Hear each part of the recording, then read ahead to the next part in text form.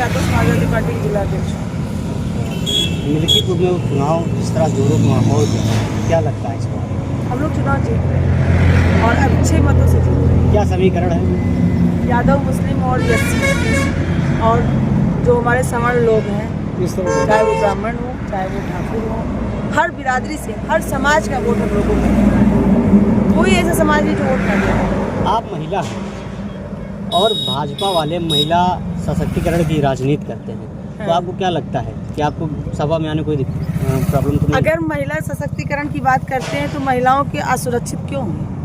महिलाएं इतनी परेशान क्यों हैं? महंगाई को लेकर हो, चाहे सुरक्षा को लेकर हो, चाहे वो जो है व्यवस्था को लेकर हो। अगर ऐसी ही बात हुई तो मणिपुर कांड, हाथरस कांड, बलरामपुर कांड जो हुए हैं, और मणिपुर में तो ऐसे नग्न अवस्था में महिला को घुमाया गया, इन्होंने क्या किया? अगर ये सशक्तिकरण की बात करते तो क्या महिला सुरक्षा में क्या उन्होंने कौन सा ऐसा काम कर दिया जिससे महिलाएं सुरक्षित हैं? इनके शासनकाल में सबसे ज़्यादा अत्याचार तो महिलाओं पर हुआ है। अभी अयोध्या में ही देख लीजिए, कई लड़कियों, छोटे छोटे बच्चों के साथ दुर्घटनाएं हुई हैं। क्या हुआ? कुछ हुआ उस पर? आपकी पार्टी से गठबंधन है, ममता बनर्जी बंगाल से, उनके राज्य में महिलाएं सुरक्षित नहीं, बीजेपी का कहना है, और कहते हैं समाजवादी पार्टी मणिपुर का ढिंढोरा पीट रही है। तो चोर तो कहेगा ही दूसरा चोर है। अपनी बात को छिपाने के लिए हमें तो दोषारोपण करना ही है, तो ऐसा कुछ नहीं है। सबसे ज़्यादा परेशान अगर इस शासनकाल में महिलाएं ही हैं, क्योंकि इन्होंने किचन इतना महंगा कर दिया है और बेरोजगारी इतनी ज़्यादा हो गई, नौजवान ओवर एज हो गया, रोजगार नहीं मिल रहा है, और सुरक्षा व्यवस्था तो आप देख ही रहे हैं। तो महिलाओं का सबसे ज़्यादा किचन और उनका घर चलाना कितना कठिन हो गया, क्योंकि किचन में कोई भी सामान ऐसा नहीं है जो सस्ता हो, और 300 रुपये मजदूरी ला कर अगर मजदूर किसान भाई किचन का सामान नहीं पूर्ति कर पाएगा तो महिलाएं क्या खाएंगी, क्या बचाएंगी? इसलिए महिलाएं सबसे ज़्यादा नाराज हैं। आप देखना 8 तारीख को, आप देखना कि ये चुनाव हम लोग जीत रहे हैं और जीतेंगे, और इनके मुँह पर धूल लगेगी। योगी जी ने एक नारा दिया था, जहाँ दिखे सफाई वहाँ बिटिया घबराई। इस पर सरोज यादव का क्या कहना है? ऐसा है, सबसे ज़्यादा गुंडे मवाली उसी भारतीय गुंडा पार्टी जो कहते हैं ना, भारतीय जनता पार्टी, उसी में है, और वो अपनी चीज़ों को छिपाने के लिए दोषारोपण कर रहे हैं। और ऐसा कुछ नहीं है, समाजवादी पार्टी में महिलाओं को चाहे वो सुरक्षा भी मिली है, पेंशन भी मिला है, रोजगार भी मिला है, कन्या विद्याधन, साइकिल, लैपटॉप दिया गया, जिससे लड़कियां रोजगार कर सके, अपना पढ़ाई शिक्षा सुचारू रूप से कर सके। लेकिन इनके शासनकाल में शिक्षा ही बेकार हो गई। ये तो रूट यानी कि प्राइमरी स्तर से ही शिक्षा को ध्वस्त कर दिया इन्होंने।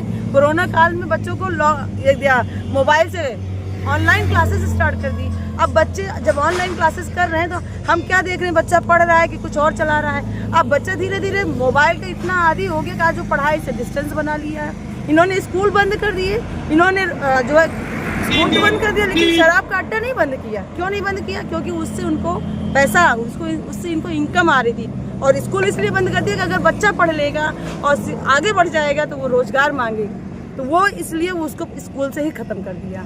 जो अभी हाल ही में एक मामला हुआ था, जो कि अवधेश प्रसाद के करीबी बताए जाते हैं, मुबीन अहमद, जो रेप कांड में फंसे हुए, बीजेपी उस मुद्दे को बहुत उछाल रही है, उससे क्या फर्क पड़ेगा मिल्कीपुर की राजनीति में?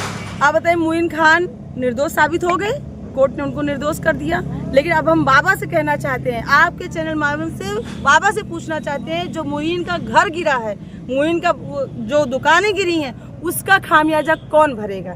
अगर वो निर्दोष हो गए, यही चीज आपको पहले कर देना चाहिए, उनके ऊपर जांच करवा लेते, पूरा पता कर लेते, तब बुलडोजर चलाते। लेकिन वो तो उनको क्या है, वो तो नशे में मद है और उन्होंने बुलडोजर चला दिया। अब बताइए, मोहित खान की पूरी जिंदगी की प्रॉपर्टी, पूरा इन्वेस्टमेंट उन्होंने वहाँ लगा दिया, वो तो जमीन पर धंसा दिया ना इन्होंने।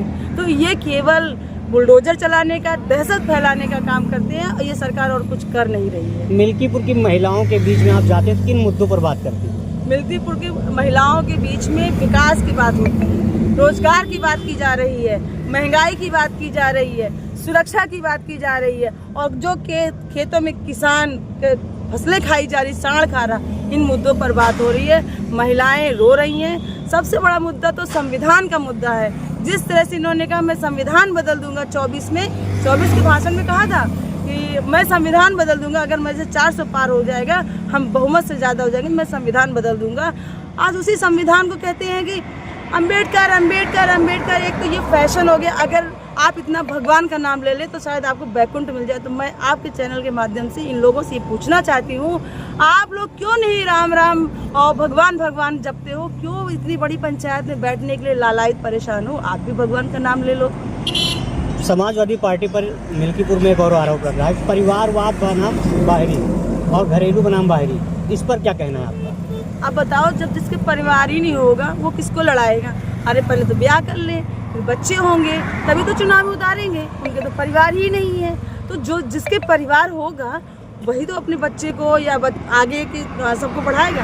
तो यहाँ परिवारवाद नहीं, उनकी छटपटाहट है, काश मेरे बच्चे होते तो मैं भी चुनाव में उतार देता। सपा के ही बागी नेता हैं सूरज चौधरी, जो कि समाजवादी पार्टी से बगावत कर चंद्रशेखर आज़ाद की पार्टी से चुनाव लड़ रहे हैं। आपको क्या लगता है कि अवधेश प्रसाद जी का वोट से लगा पाएंगे? देखिए, सूरज चौधरी जी का अपना विचार है, उनकी अपने सिद्धांत होंगे, तो वो अपना उसमें गए, लड़ रहे हैं, उससे कोई ज़्यादा इफेक्ट पड़ेगा नहीं। ठीक है, वो जो भी हो, लेकिन उससे समाजवादी पार्टी के किसी वोटरों पर कोई असर नहीं पड़ेगा। हम बहुत अच्छे मतों से जीतेंगे, ये आपको मैं विश्वास दिलाती हूँ। योगी बनाम अखिलेश, मिल्कीपुर में कौन रहेगा? अखिलेश। क्यों? क्योंकि अखिलेश ने हमेशा विकास की बात कही है, अखिलेश ने हमेशा नौजवानों की रोजगार की बात कही है, हमेशा उन्होंने महिलाओं की बात करी है। लेकिन इन्होंने क्या किया? इन्होंने विकास के नाम पर लोगों की ज़मीनों को छीना है, इन्होंने विकास के नाम पर लोगों को बेघर कर दिया। जब अयोध्या का चौड़ीकरण के नाम पर घर छीने जा रहे थे, मंदिर के नाम पर घर, जो सड़कों का चौड़ीकरण में घर बुलडोजर चल रहे थे, एक एक बुजुर्ग रो रहे थे। वो बुजुर्ग महिलाएं लैट्रिन जाने के लिए उनको दिक्कत हो रही थी। क्या बाबा को इतना नहीं समझ में आ रहा? अगर मैं घर गिरा रहा हूँ, अरे पहले उनको बसा देते कहीं, फिर घर गिराते, लेकिन उन्होंने बसाया नहीं, पहले घर गिराने का काम किया। तो वो लोग जो खून के आंसू रोए हैं, वो इनको वोट करेगा? मैं तो समझती हूँ नहीं करेगा। मिल्कीपुर की जनता से आपकी क्या अपील? मैं आपके चैनल के माध्यम से मिल्कीपुर की जनता से यही अपील करूँगी कि भाइयों और बहनों, माताओं, बुजुर्गों, आप लोग बहुत ही सावधानी से आप लोग अपने मत का प्रयोग करिए, क्योंकि यही एक ऐसा शस्त्र है जिससे मैं इस सरकार से लड़ सकते हैं। अन्यथा आपके पास कोई ऐसी ताकत नहीं है इस सरकार से लड़ने का। तो अपने मत का प्रयोग साइकिल पर करके इस सरकार को मुंहतोड़ जवाब देने का काम करिए। जिस तरह से वो आपका खून पीने का काम कर रही है, उसी तरह से इसको हटाने का काम भी आपकी जिम्मेदारी है। आपका चुनाव है, ये अजीत प्रसाद का चुनाव नहीं है, अवधेश प्रसाद का चुनाव नहीं है। ये चुनाव जनता बनाम पार्टी का, उसका भारतीय जनता पार्टी का आपको अवसर मिला है। ये सब अब आप उस अवसर का सदुपयोग करें और अपने वोट का सही उपयोग करें। स्वस्थ रहने के लिए इस्तेमाल करें अयोध्या धाम का श्री राम नाम स्पेशल निरोगी चूर्ण और बुकनों।